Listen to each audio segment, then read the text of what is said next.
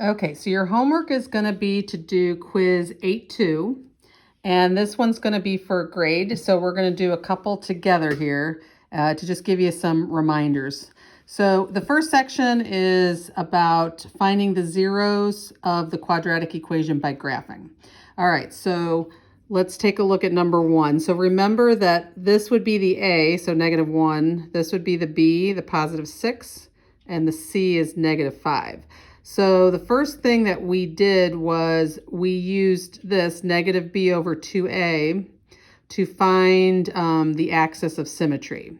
So for number 1, that's going to be -6 over 2 times -1, and you'd get a +3. So the axis of symmetry is x equals 3, and you can make your dashed line right there. And then we know for the vertex, then for sure, it's going to start with a 3. And to find the other number, you would just put the 3 in this equation, the original equation, to find the other number. So you would end up doing the 3 squared first, which is 9. Then you would do basically -1 times that 9, which would be -9. And then +6 times 3 is +18. And then a -5. And then you can just use the calculator. -9 plus 18 is 9. +9 minus 5 is 4. So the vertex is going to be at 3, 4. 1, 2, 3, 4, right there. And then remember we were doing 2 to the right and 2 to the left.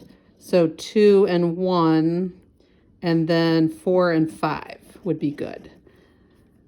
And it's fine just to do the 4. Just like we did it in the section when we did it the first time. And then you can go ahead and use your graphing calculator to get the y's, graph the 4 points, and sketch it out.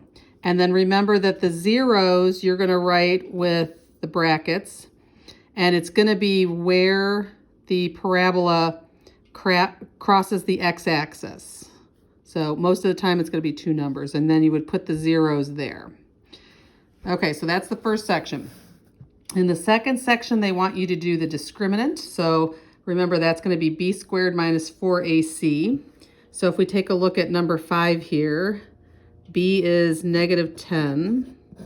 So -10 squared minus 4 times a times c.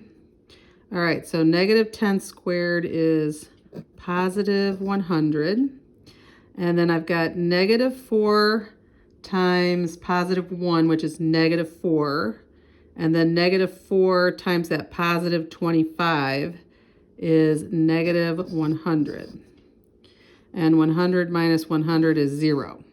So if the answer is a positive number, it's going to be 2 solutions. If it's 0, like this one, it's going to be 1 solution.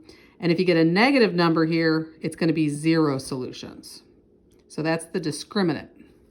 All right, and then on the back side, this you did recently, so it should be fairly easy to do. You're going to factor in order to find the zeros or the solutions. So for example, let's take a look at number 12. So this is the stuff you've been doing recently. So I would do a -5x to both sides to combine the like terms, and then a +40 to both sides. I like to keep this x squared positive, so I move everything to the side that would keep that positive. Now I have it all together equal to 0. I'm gonna factor. So this, I have a greatest common factor that I need to pull out, and then I can guess and check. So I got 5 equals 0, which it doesn't, and x minus 4 equals 0, and x minus 2 equals 0. So I would do a +4 to both sides and get +4, and a +2 to both sides gives me x equals 2, and so there's my answer. And then my last tip is for the bonus question. Basically, they want you to find the zeros or the solutions. So here's my tip. You're going to start by doing excessive distributive property, multiply this out, and combine the like terms.